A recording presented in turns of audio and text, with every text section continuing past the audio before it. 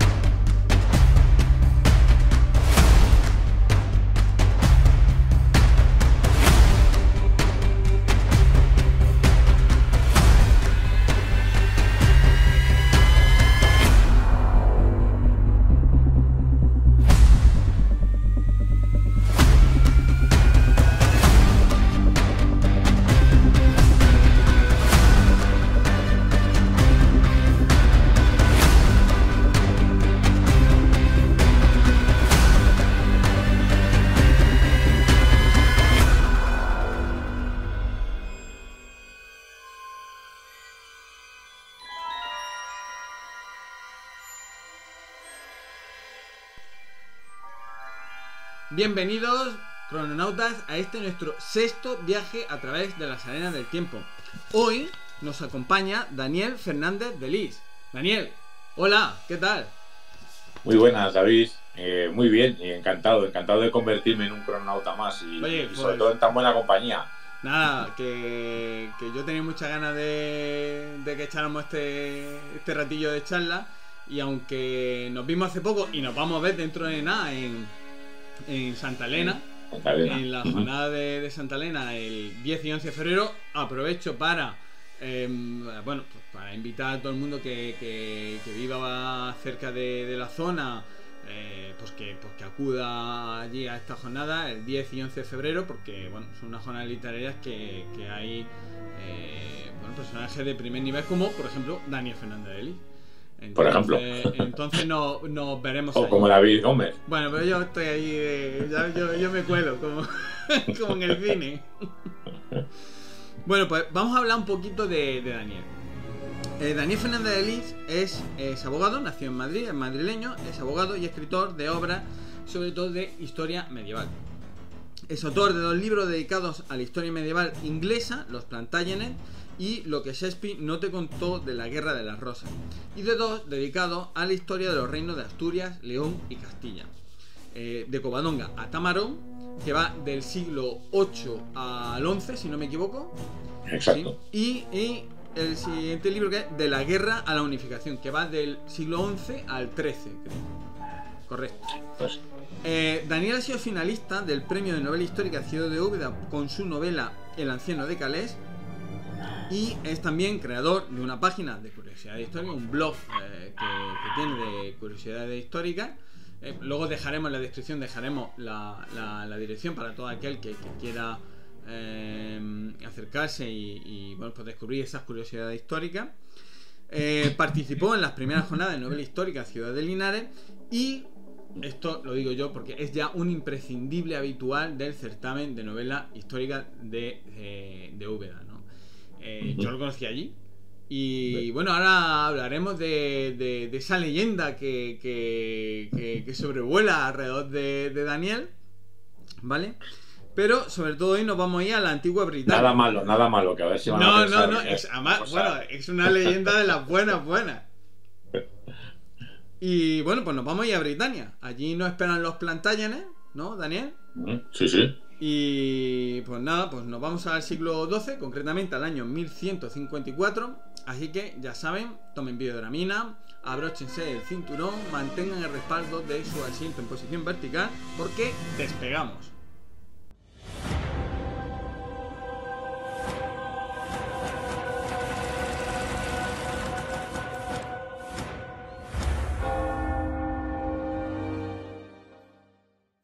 Bueno, pues ya estamos aquí. Esperemos que no se hayan mareado mucho en el viaje. Y Daniel, vamos al lío, tío. Venga. Estoy en tus manos. Venga, vamos allá. Año nuevo, ¿vale? ¿Eres de los que hacen propuestas que luego van tachando si las has cumplido o no, o vas al día? No, yo ya hace mucho que dejé de hacerme propuestas de año nuevo. No, yo creo que es lo mejor, ¿no? Porque para no cumplirlas luego, para ver las que te quedan, ¿no?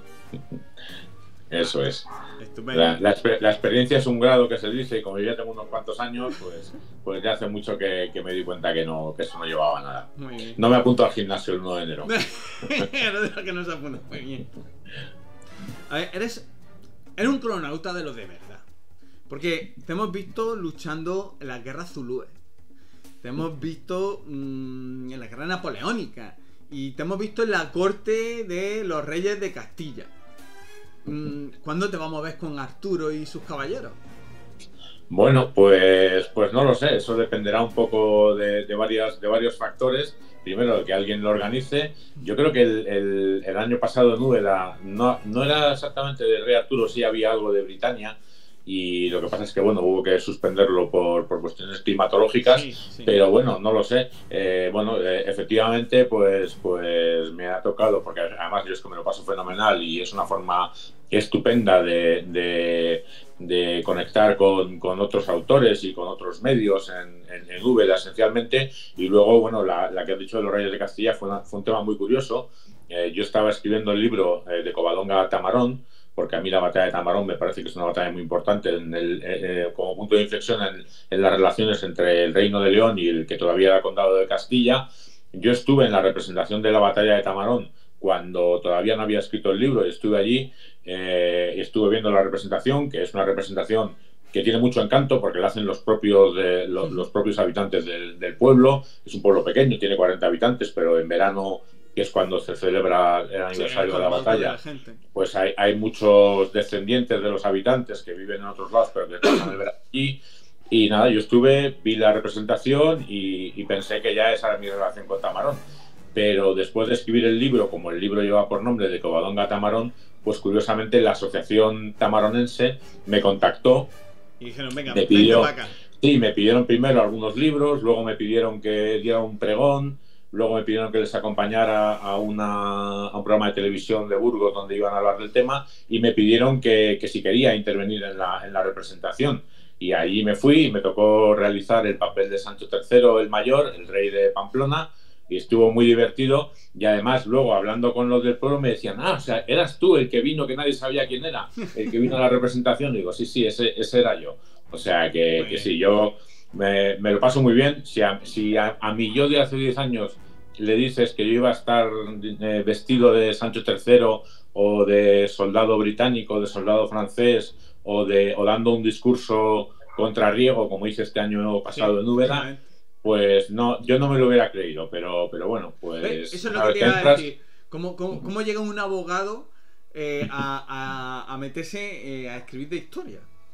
Pues bueno, a mí la historia siempre me ha apasionado. Eso, pues sobre todo tengo que agradecérselo muchísimo a mi padre. Mi padre era cirujano, pero era un hombre con muchísimas inquietudes culturales. También le encantaba la historia. En mi casa había muchos libros de historia, mucha novela histórica. A mí siempre me ha apasionado. Y bueno, y esto fue un proceso un poco extraño, porque yo siempre he leído mucho libro de historia, mucha novela histórica, y todo empezó cuando un día de repente... pues dije, oye, no hay mucha gente que sepa que Isabel la Católica, la reina de Castilla, era descendiente de los Plantagenet. Y dije, pues voy a crear un blog. Yo no tenía ni idea de cómo se hacía un blog, ni absolutamente nada, pero bueno, me lié la manta a la cabeza, lo llamé Curiosidades de la Historia. Yo pensé que no lo iba a leer nadie, porque siempre dicen que estas cosas las leerá tu madre, pero mi madre, el tema de los ordenadores, pues no lo controla la pobre. Así que, bueno, pero poco a poco fue tomando cuerpo, fue teniendo cierta difusión, y luego pues el siguiente paso fue pues que yo estaba un día también, dije, yo creo que en el blog tengo escritas entradas sobre todos los reyes de la dinastía Plantagenet. Digo, ¿por qué no escribir un libro sobre ellos? Bueno, pues me puse con ello. Yo no sabía dónde me metía, pensaba que no lo iba a acabar, porque yo era mucho de empezar proyectos y dejarlos a medias, pero bueno, ahí detrás tienes el resultado. Y es un libro súper cuidado. Quiero decirte que es muy cuidado, es muy riguroso. Bueno, quien conozca a Daniel sabe que él, aparte por su profesión, pero por su forma de ser, es una persona muy rigurosa. Tiene detalles realmente chulísimos. O sea, el tema del número de la página en el lateral y no abajo, a mí eso me encanta, me gusta.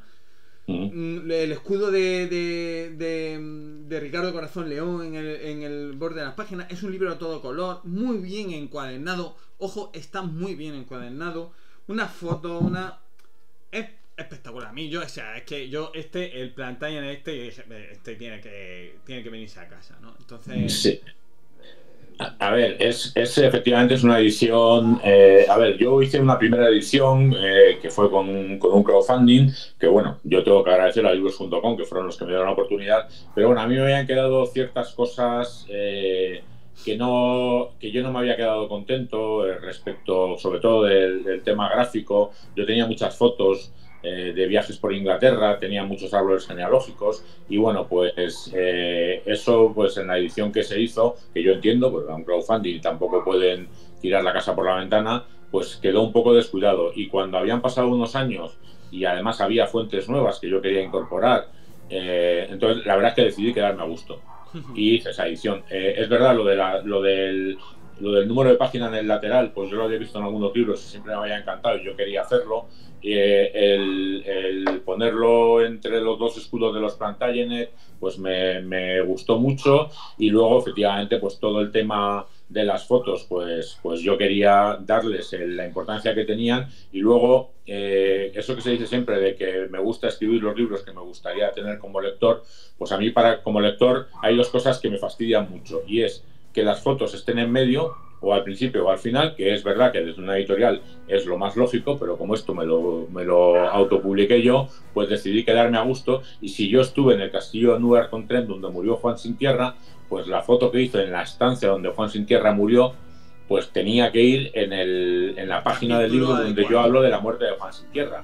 Y luego el tema de los árboles genealógicos, lo mismo. O sea, el tema, por ejemplo, de la Guerra de las Rosas, que son unas relaciones familiares complicadísimas. Yo, aparte de dedicar un capítulo a explicar las diferentes ramas familiares que combatieron en esa Guerra de las Rosas, pues para mí era fundamental que el árbol genealógico de cada rama familiar estuviera donde yo explicaba esa rama familiar. A todo porque color. Si alguien se tiene que ir, además a todo color, y además unos árboles genealógicos también muy chulos, muy cuidados, si alguien se tiene que ir 40 páginas delante o detrás a mirar cada uno de los 7 o 8 árboles genealógicos, pues no lo hace al final. Y como eso a mí como lector me fastidia mucho, pues decidí que en el libro que yo quería hacer y quedarme a gusto, pues saliera así. Es una edición espectacular. Has estudiado a los reyes sajones, ¿no? A los reyes normandos, los ingleses, para entendernos. Y también a los godos, reyes castellanos, leoneses, a los españoles. Has sido testigo de las maquinaciones más viles posibles que ha habido en la historia. O sea, ¿con cuál te quedas? ¿Quiénes te parecen más intrigantes, más sanguinarios? A ver, hombre,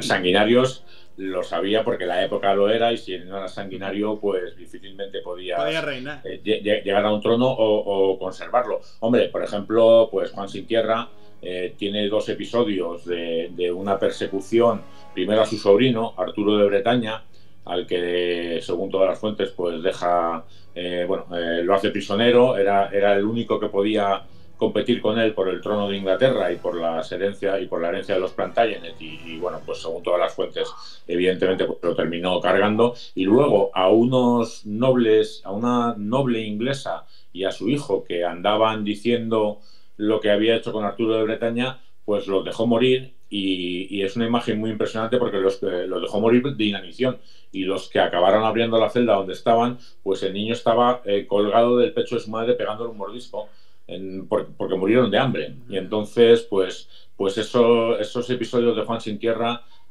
son muy, muy significativos. Así a ojo me quedo con esto. Todos los reyes, pues hombre, si hablas de Eduardo I, el que todo el mundo conoce como el malo de Braveheart, pues también era un hombre, como dice su biografía de uno de mis historiadores ingleses favoritos, que es Mark Morris. El libro se llama Eduardo I, un rey grande y terrible. Y es lo que fue. Fue un gran rey porque amplió mucho conquistó Gales y conquistó Escocia, aunque luego su hijo la perdió, pero también fue un rey terrible porque era muy cruel.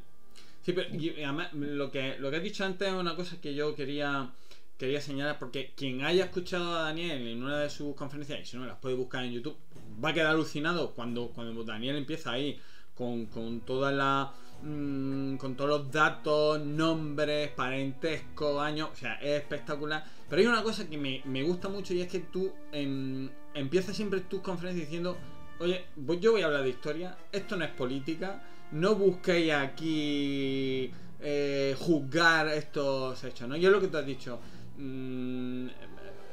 son sanguinarios porque tenían que ser sanguinarios, porque era época de ser sanguinarios y porque no se veía, no se concebía de otra manera, ¿no? Entonces creo que me gusta resaltar eso porque no podemos juzgar esos hechos hace 900 años, ¿no?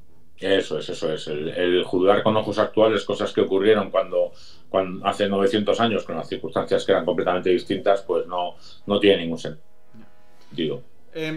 ¿Con qué personaje te queda en Inglaterra y en España? El más determinante para ti.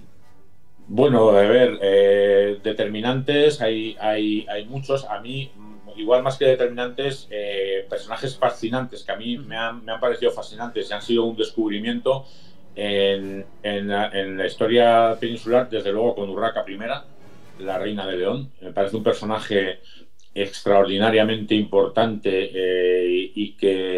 y que es, yo creo que todavía no está reconocido todo lo que supuso el que una mujer gobernara por derecho propio el reino de León, que incluía entonces Castilla, incluía Galicia, y que lo heredara de su padre Alfonso VI y le transmitiera a su hijo Alfonso VII exactamente el mismo reino cuando hubo revueltas burguesas en Sahagún, en Santiago de Compostela.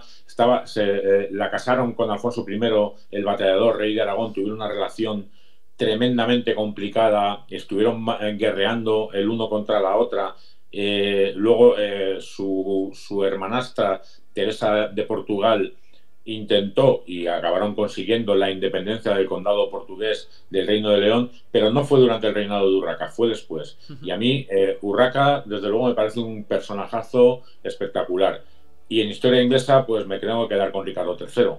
Ricardo III es un rey que gobernó solo 2 años, que podía haber pasado prácticamente desapercibido, y sin embargo, a día de hoy es el rey inglés medieval que más polémica genera, que más literatura genera. Esa historia, igual que por muchas libertades que hubiera en Braveheart, probablemente a William Wallace no lo conocería casi nadie si no fuera por Mel Gibson, pues igual pasa con Ricardo III y con Shakespeare. Shakespeare ha cometido multitud de injusticias con Ricardo III y ha hecho que haya aparecido durante 500 años como el malvado oficial de la historia de Inglaterra. Pero probablemente si no fuera por Shakespeare ninguno conocería a un rey que solo, como digo, gobernó 2 años, pero está la historia de sus sobrinos, los príncipes de la Torre de Londres, está su muerte en el campo de batalla de Bosworth, que es la última carga de los Plantagenet, porque él fue el último Plantagenet, luchó contra Enrique Tudor y se inició después de la dinastía Tudor. Es un personaje que me parece fascinante y que últimamente está siendo revisado en el sentido de que no está tan claro todo lo que... Hay algunas cosas que Shakespeare le adjudicó que desde luego no hizo, y hay otras que no está tan claro que hiciera. Y está siendo reivindicado recientemente y me parece un personaje muy interesante. Eres un ensayista nato, ¿vale? Pero también le ha hincado el diente a la novela. ¿Qué te ha parecido? Cuéntame, sensaciones. A ver, yo siempre decía, y en Úbeda el año pasado me lo recordaba alguien que me había preguntado que si alguna vez escribía una novela. Yo le había dicho categóricamente no, yo no sirvo para escribir ficción. Eso yo se lo decía, recuerdo habérselo dicho a compañeros como a Seba Roa y a algún otro, a Luis Zoco, que si, oye, sois, como estamos en horario que ya no es infantil, sois unos cabrones, porque escribís tan bien que cuando yo cada vez me planteo escribir novela y os leo a vosotros, pues se me quitan las ganas porque no puedo escribir eso, pero al final yo tenía esa espinita y decidí quitármela. Y decidí quitármela escribiendo una novela que es El anciano de Calais, que bueno, estuvo ahí, llegó a la final en el premio de Úbeda, no ganó, pero yo me quedo con lo positivo, y es que yo me lo pasé como un enano escribiendo esa novela.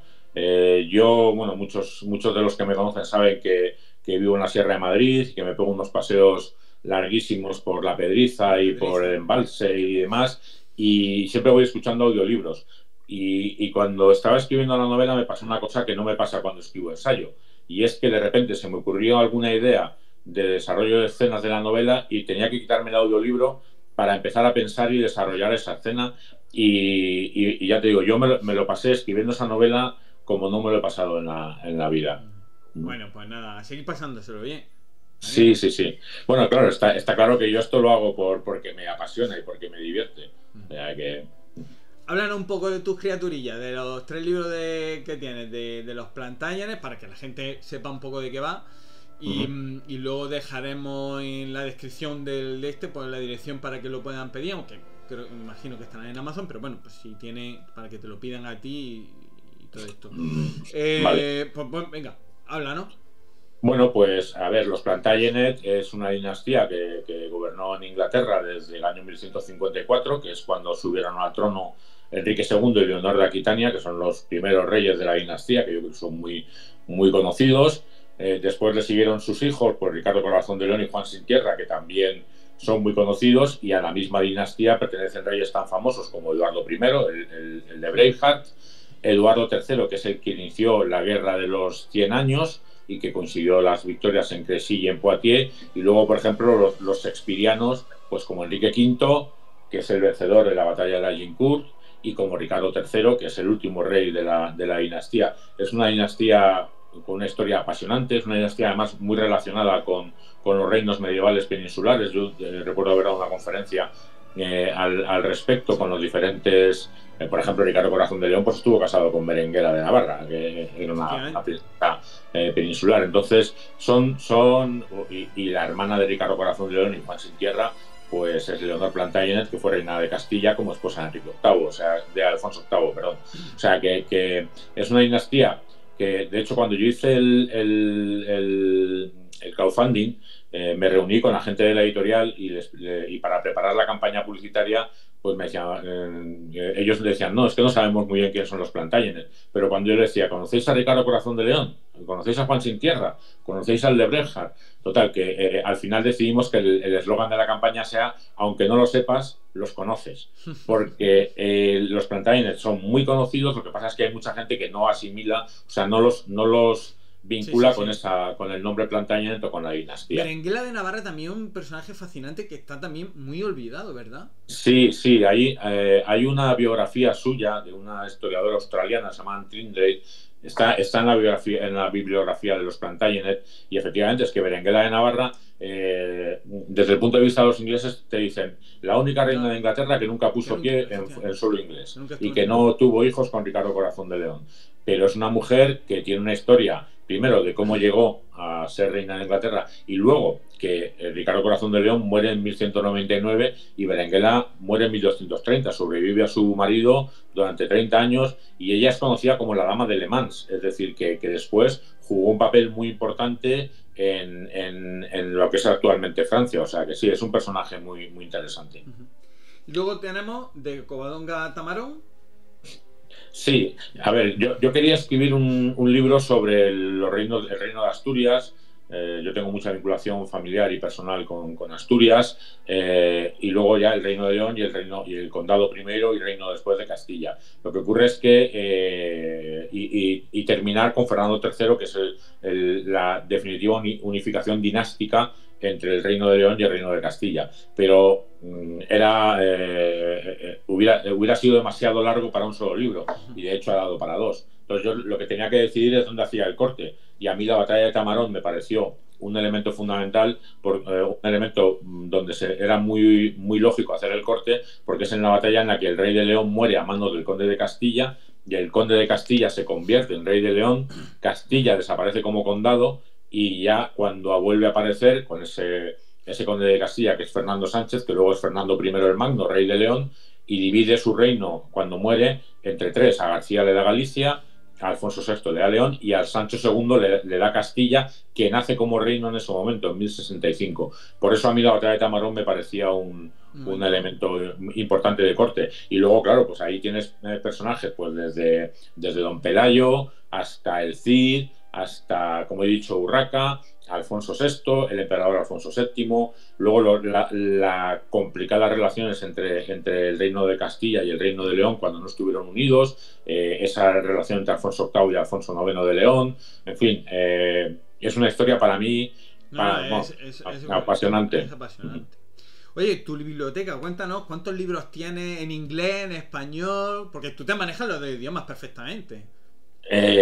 Bueno, en inglés cuesta, como siempre, cuesta un poquito más y va más lento cuando escribo un libro basado en bibliografía inglesa, pues un poquito más lento que en castellano, pero bueno, si no queda más remedio. Si escribes la mayoría de las fuentes que hay sobre historia de Inglaterra, pues son inglesas. Entonces, bueno, yo no sé cuántos libros tengo, pero también es verdad que los tengo repartidos entre varios sitios. Y luego, bueno, sí, hace unos años pues tuve que hacer una limpieza, encontré un sitio que admitían donaciones, que no es fácil, porque por ejemplo en bibliotecas municipales como el Manzanares el Real donde yo vivo, pues no admiten donaciones, y salvo de mis libros, que eso sí me dejaron donárselos, pero porque están escritos buena parte allí. Ujú. Pero encontré un sitio donde admitían donaciones y doné como 400 libros.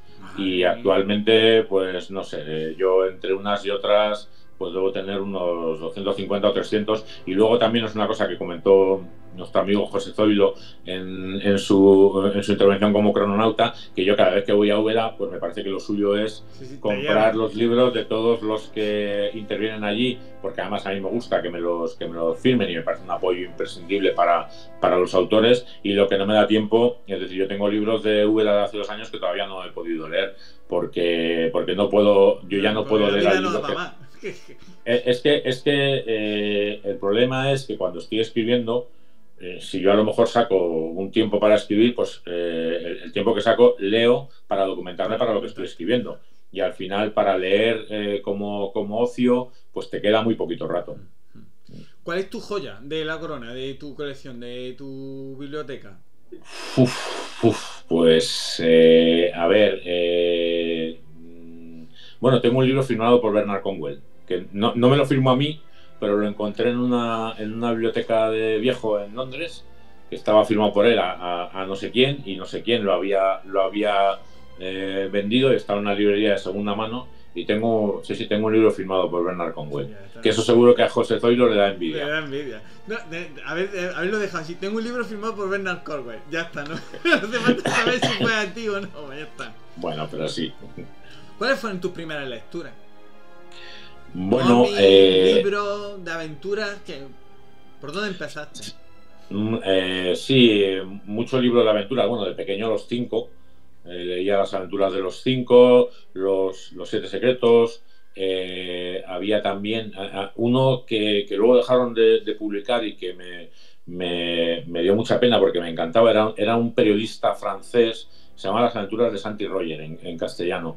Y era un periodista francés que investigaba casos policíacos. Y a mí, bueno, pues eso, yo debía tener como 12 o 13 años y me encantaban sus novelas. Ah, muy bien. ¿Dónde, para documentarte tú, realmente dónde rebuscas? Que si te vas a lo normal, por ejemplo, aquí que te puedes ir a un archivo tipo Biblioteca Nacional, ¿sabes? Los archivos estos que el Pares, tal.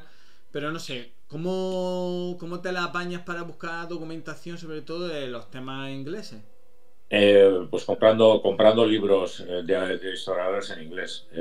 A mí me gusta comprarlos, tenerlos físicamente, Ujú. bueno, pues normalmente por Amazon. Los compro y hay veces o bien porque sean temas muy concretos o porque no pueda esperar o no quiera esperar a que me llegue, pues a veces uso Kindle también, pero normalmente me gusta comprarlos y me gusta comprarlos en papel. Muy bien. Porque yo normalmente las fuentes que uso son secundarias, son historiadores que han escrito libros y sobre eso son los que más me baso. ¿Es complicado? Y ¿Son complicados el tipo de fuentes documentales, sobre todo en esa época medieval? sí, es complicado y luego además que evidentemente pues hay que mirarlas con lupa y hay que no creerse todo lo que una fuente, por el hecho de ser de hace 800 años, no tiene por qué ser verídica, no tiene por qué ser fiable. Sobre todo porque, bueno, por ejemplo, las crónicas de Alfonso III, que es quizá las más usadas para el tema de Don Pelayo, los primeros años del Reino de Asturias, la batalla de Covadonga, pues sabes que no te las puedes tomar al pie de la letra, porque primero, no había 187.000 saracenos en Covadonga, que no caben, y segundo, Alfonso III en la época de Alfonso III se escribieron esas crónicas con una finalidad muy clara. El Emirato de Córdoba estaba en descomposición. Alfonso III pensaba que era posible volver a recuperar buena parte de los dominios peninsulares de la época goda, y entonces a él le interesaba que don Pelayo fuera un noble godo para vincular al reino de Asturias con el anterior, la España visigoda. Entonces, bueno, pues hay que tomarse todas esas fuentes históricas con muchísima cautela. Sí, sí, porque realmente, bueno, están un poco sesgadas, ¿verdad? Están un poco... Sí, es que no interesadas. eran historiadores como los entendemos ahora. Y luego, bueno, pues evidentemente, pues yo recuerdo cuando dije que iba a escribir un libro sobre la Guerra de las Rosas, hubo una persona en Facebook que me dijo, pero ¿para qué vas a escribirlo si ya lo ha escrito Shakespeare? Digo, ya, bueno, pero es que Shakespeare no era un historiador, era un dramaturgo. Pues, Oye, ya lo he pues escrito ya, lo igual que demás ya... Cervantes era un novelista, pues no es una fuente histórica. Qué bárbaro. No, no, en fin. Tú, como crononauta que eres y que has viajado a través del tiempo, ¿en qué lugar o momento te gustaría estar presente? ¿A quién te gustaría conocer? ¿O a quién te gustaría, como dice nuestro amigo Víctor Fernández Correa, cerrarle sesión? Bueno, a ver, eso es complicado porque a mí me parece que ninguno duraríamos mucho en el En siglo medievo. XIII o en el siglo XIV también, y también depende de en qué situación. Es decir, si es como un funcionario del Ministerio del Tiempo para volver luego al cabo de un rato, a mí, como he comentado, a mí me gustaría hablar con Ricardo III y preguntarle a ver qué es lo que pasó realmente con sus sobrinos, los príncipes de la Torre de Londres. Eso sería para mí el enigma histórico que me gustaría resolver. Bueno, hablé con Zoilo la otra vez de una cosa, y es que, curiosa, y los nombres de ciudades antiguas nos parecían mucho más chulos, mucho más sonoros que los actuales. Tú que has visto, pues eso, que has estudiado ciudades antiguas y todo, ¿qué te parece el tema? Sí, es verdad, es verdad. Los nombres antiguos, claro, yo cuando escribo un ensayo, pues si hablo de Oviedo, hablo de Oviedo. No tengo yo no tengo un personaje del siglo 7, 8 que tenga que decir Oviedo o Betao o el nombre que tuviera en cada momento, porque yo no estoy escribiendo una novela. Pero sí, a mí, sobre todo cuando leo libros de historia de Inglaterra, a veces me resulta muy curioso el origen de los nombres de algunas ciudades. Por ejemplo, que ahora mismo no lo tengo en la cabeza cuál era, pero había uno muy curioso que era el origen del nombre de Manchester. No me acuerdo ahora de cuál era, pero lo debo tener por ahí, ya lo comentaré. Pero sí, sí. ¿Cómo es tu modus operandi? O sea, ¿cómo te organizas para escribir? Es decir, eres un... Aquí te pillo, aquí te mato, como Zoilo, ¿no? Que si tengo media hora donde sea, necesitas tu reposo, venga, prepararte. ¿Cómo lo haces? A ver, yo normalmente, bueno, cuando trabajo me deja tiempo, a mí me gusta, no me gusta escribir en casa, curiosamente. Yo prefiero escribir, pues cuando empecé con los planteles, que vivía en Madrid, pues iba a la biblioteca del Círculo de Bellas Artes, y desde que vivo ahora en Manzanares el Real, pues voy a la biblioteca municipal, que además el año pasado hicieron un nuevo edificio estupendo, súper moderno, con vistas al castillo. En fin, que yo estoy muy a gusto escribiendo en la biblioteca. Luego también me gusta irme a cafeterías, pero no a bares, no a un bar con mucha gente bebiendo y montando escándalos, sino a cafeterías bonitas, con encanto, tranquilas, y saco ahí, pues intento sacar 2 horas. Lo de escribir a salto de mata es más complicado cuando estás con ensayo, porque tienes que estar consultando fuentes y demás. Entonces ahí tienes que sacar más tiempo. Y luego, cuando ya estoy en las fases finales de los libros, no tanto como Alan, de estar a las 6 de la mañana, pero sí, yo me levanto a las 7, saco una horita antes de desayunar, de 7 a 8, pues saco una hora ahí que es bastante productiva, y lo suelo hacer en las fases finales. Y luego a mí lo que no me puede faltar es los auriculares con música. Tengo una lista de reproducción de música tranquila, pues en música celta, bandas sonoras, algo de country, Muy bien. pop también, pero bueno, que sea relajada. No me importa no tiene que ser instrumental, no me importa que sea cantada, pero que sea relativamente tranquila. La tengo ahí de fondo y la uso mientras voy escribiendo. Me ayuda a concentrarme. Alan en ayuna. O sea, no es que se levantara a las 6, es que estaba en ayuna. Que va en plan. Sí, eso yo también lo hago, cuando a las 7 trabajo, pero no es lo mismo, claro. Es una hora, me parece una tontería de una hora, pero entre una hora y dos de ayunas hay diferencia. Yo de 7 a 8 escribo, a las 8 paro para desayunar, arreglarme y demás, y luego ya pues me voy a donde me tenga que ir. ¿Has visitado Inglaterra? ¿Has viajado por España para documentarte, para documentar tus ensayos? Háblanos, cuéntanos, un castillo que te guste de España, de Inglaterra. Warwick, el castillo de Warwick en Inglaterra es absolutamente impresionante.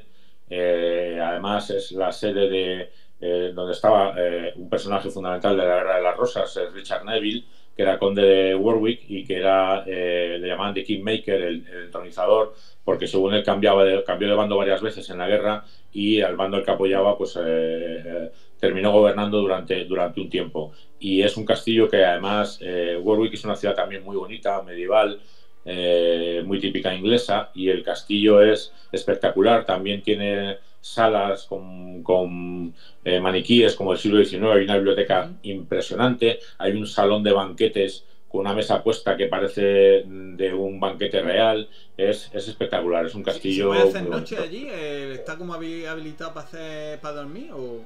No, en el castillo no. En el castillo no.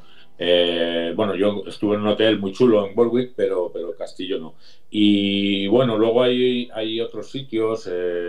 Hombre, a mí, pues ciudades en Inglaterra, como he dicho, Warwick, York también me gustó mucho. Winchombe, que está al lado del castillo Sudley, que es donde murió y está enterrada la última esposa de Enrique VIII, en una iglesia preciosa, en un castillo espectacular, que luego, bueno, tengo que entrar en el blog que la llamo el castillo maldito, porque todos los que poseían ese castillo terminaban mal. Pero el sitio es espectacular. Y luego en España hay 3 ciudades que a mí son las que más disfruto cuando voy, que me apasiona pasear por ellas y escribir en ellas, que son Oviedo, León y Burgos. No me quedo con ninguna de las 3. Las 3. Pero son mis 3 ciudades favoritas. Muy bien. Una batalla.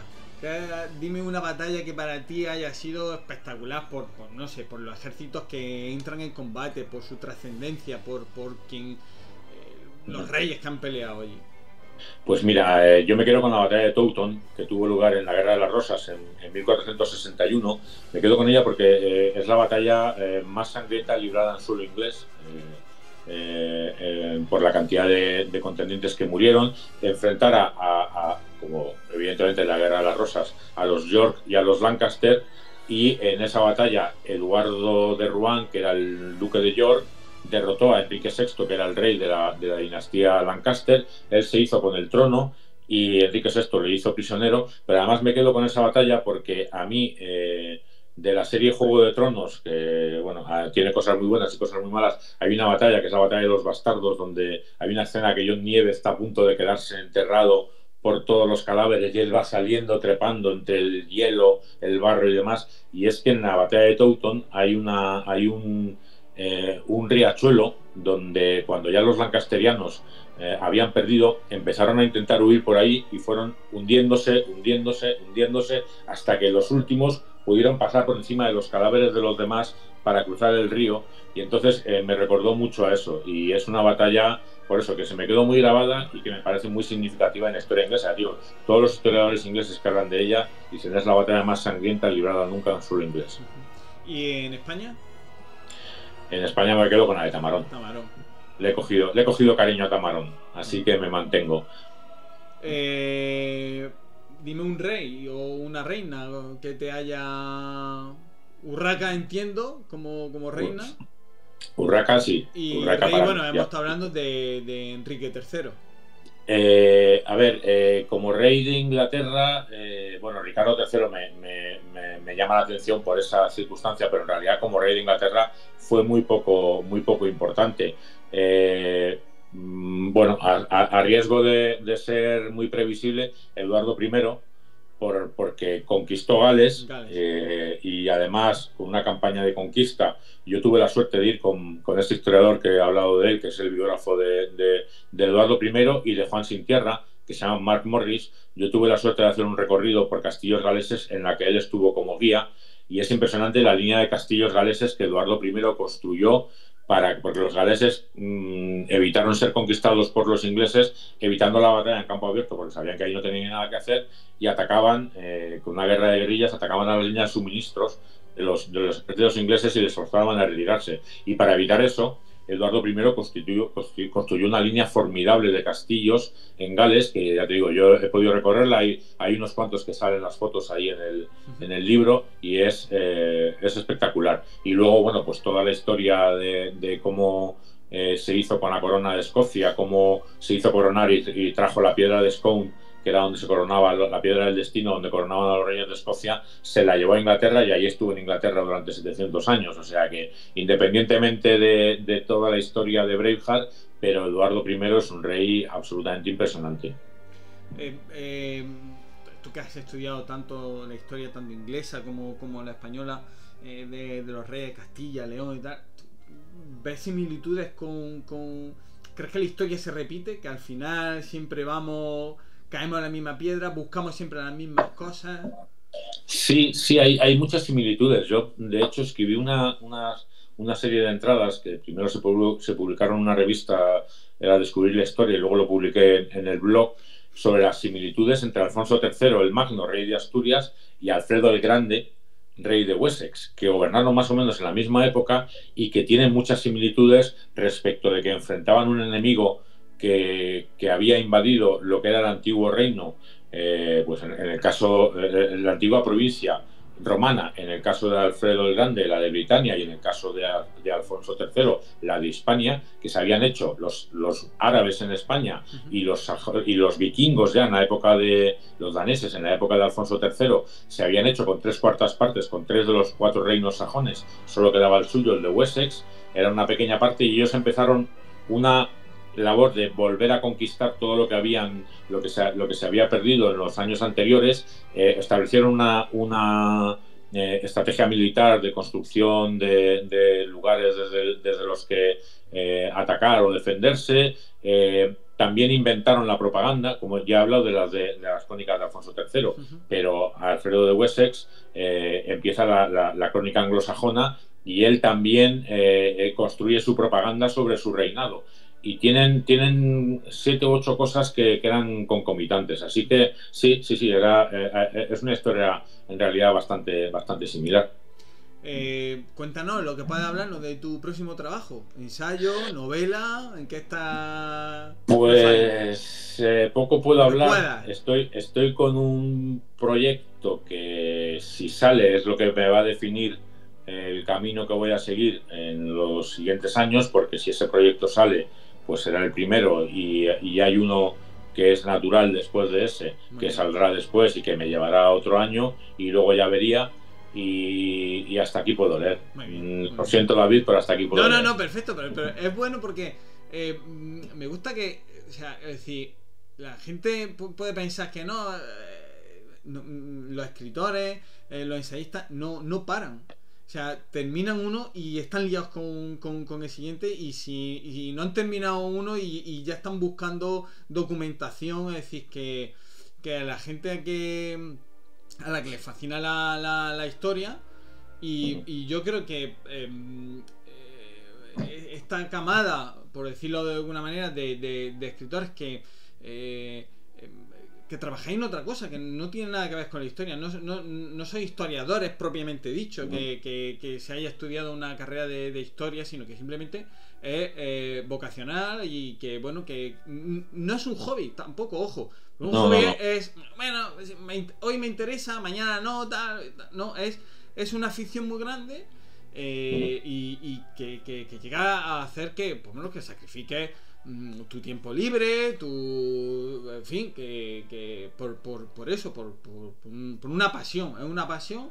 Y me encanta porque todo el mundo el mundo se lo pregunto, ¿no? Y todo el mundo, pues ya estoy liado en faena, ya estoy con otras cosas, no puedo decir nada porque, a ver, y yo no quiero que digan nada, ni mucho menos.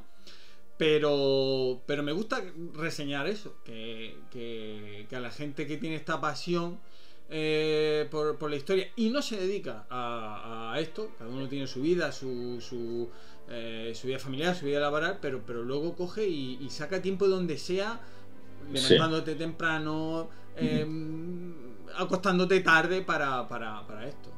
Sí, no, eso está claro. Es que además yo creo que en eso el público a veces tiene una percepción que no es total, porque claro, tú cuando un novelista saca un libro, claro, ese libro lo ha terminado a lo mejor ya un año antes. Lo que ocurre es que entre el proceso de correcciones y luego los tiempos de las editoriales para sacar un libro, pues cuando ese libro sale a la venta, no es que el autor lo haya terminado el día anterior, no. El autor lleva ya meses en otro proyecto, porque ese ya lo terminó en su momento y ya esa criatura ya ha salido de sus manos, pues eso, a lo mejor un año antes y efectivamente ya estás con otras cosas. Sí. Y bueno, y luego que además, lo que digo, que no te dedicas a eso, o sea, que no te levantas por la mañana, escribes, te sientas en el sofá a dormir la siesta, comes, te levantas, escribes, no, que es en el poco rato libre que uno tiene cuando se coge y se dedica a escribir. Bueno, eso creo que es digno de reseñar y de alabanza, porque, joder, gente que sacrifica mucho por esta pasión y por difundir la historia. Bueno, y luego los hay que encima sacan un canal de crononautas y dedican no solo tiempo a escribir, sino tiempo a entrevistarnos a los demás. Y eso sí que me parece estupendo y admirable. A quien se lo dije, creo que esto es gracias a vosotros. Es decir, que el tiempo que estamos aquí lo pasamos los dos, y luego está mi hermano, que es el que se dedica a editarlo, ¿sabes? Que es el que pone la música y todo. O sea que, hermanitas. Bueno, hermanitas, efectivamente. Yo no. Pues nada, bueno, pues tenemos un colega, José Zoilo, que te va a hacer unas preguntas. Venga, ¿no? Pues venga. Miedo me da. Vamos, José, con la pregunta.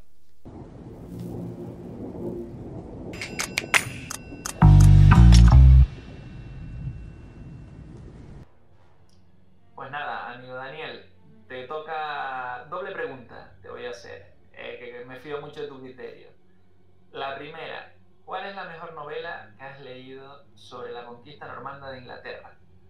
¿Vale? Y la segunda, ¿cuál es la mejor novela que has leído sobre la Guerra de las Dos Rosas?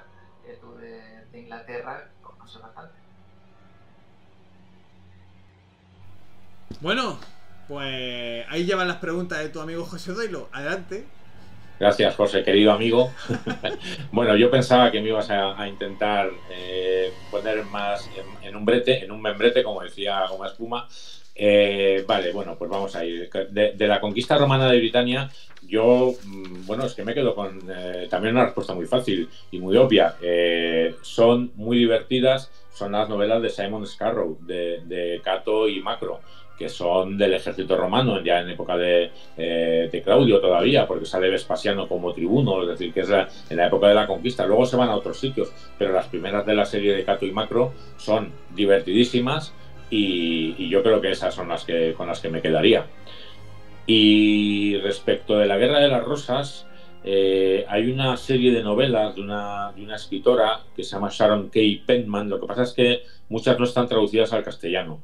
Y luego hay otra serie que también sí que se tradujo al castellano, lo que no recuerdo los nombres de las novelas. El novelista es Con Igulden, que tiene una serie sobre Julio César, otra sobre Gengis Khan, y tiene una serie sobre la Guerra de las Rosas que está muy bien y que esa sí está traducida al castellano, ¿no? Ya digo, ahora, como me habéis pillado así, pues no recuerdo los títulos, tampoco la editorial, pero vamos, las de Con Igulden sí están traducidas al castellano. Y Sharon K. Penman tiene... que es uno de los motivos por los que yo me aficioné tanto a los Plantagenet cuando empecé a leer sus novelas, que tienen novelas que van desde Enrique II y Leonor de Aquitania hasta la Guerra de las Rosas, de todos los reinados de los Plantagenet. Así que Yo os dejo los títulos, los nombres de los autores y los títulos de las novelas los podréis encontrar seguro, a los que les interese.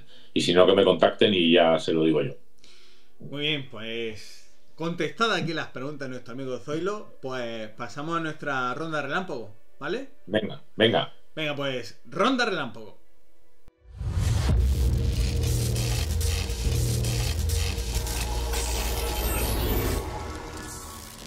¡La ronda relámpago! Bueno, pues venga, Venga. prepárate.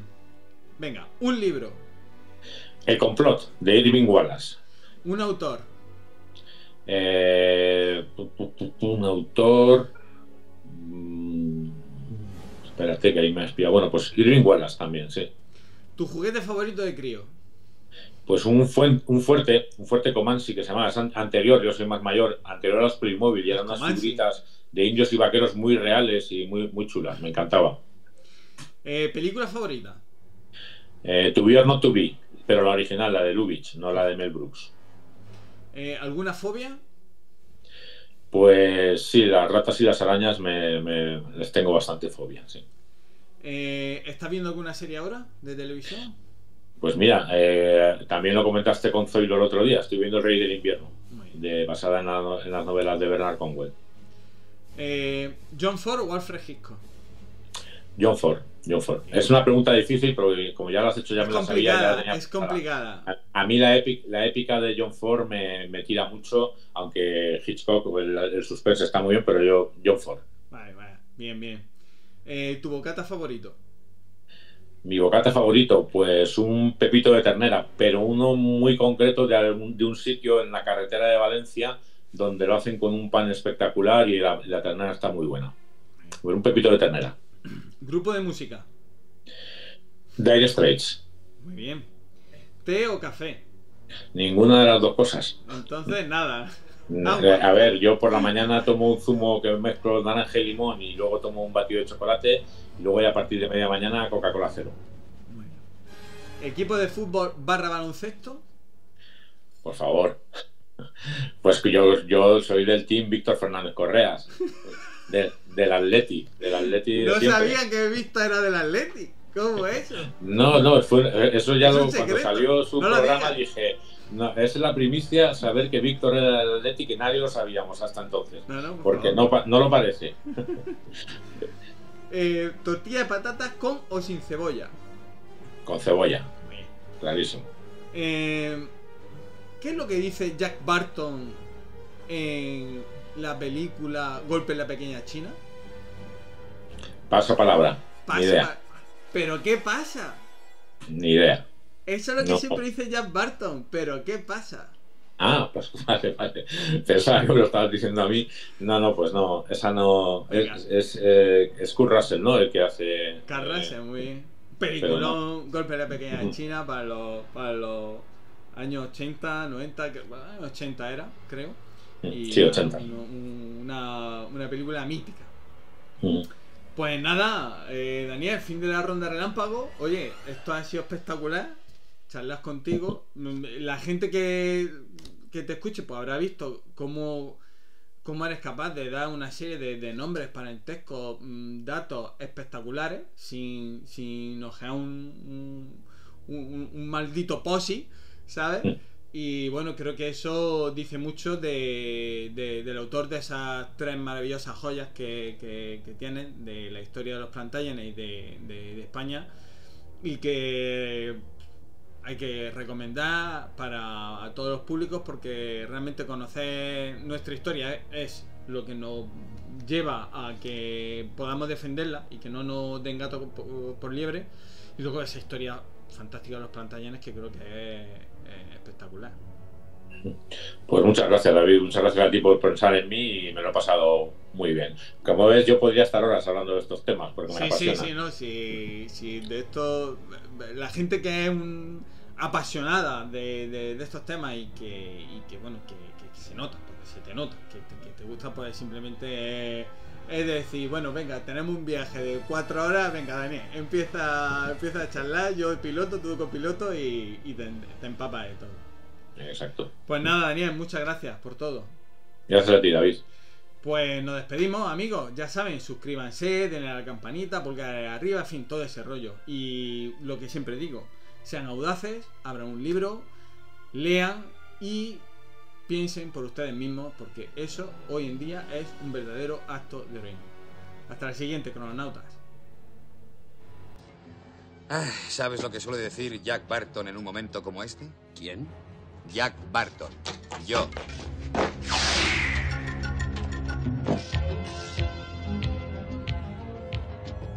Jack siempre dice... ¿Pero qué pasa?